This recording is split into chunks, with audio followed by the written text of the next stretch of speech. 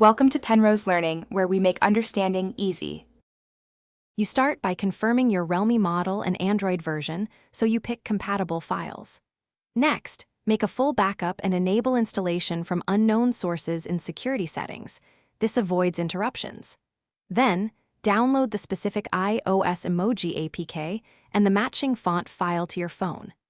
Once done, verify file integrity and grant storage permissions to your file manager. These first steps reduce failure risk and set up a safe environment for the install. You now install the iOS Emoji APK using a reliable file manager. If prompts appear, accept permissions. Next, if your device is rooted, use Magisk or a root file explorer to remount /system as read-write and replace the emoji font file. If unrooted, apply the font via the launcher or theme engine where supported.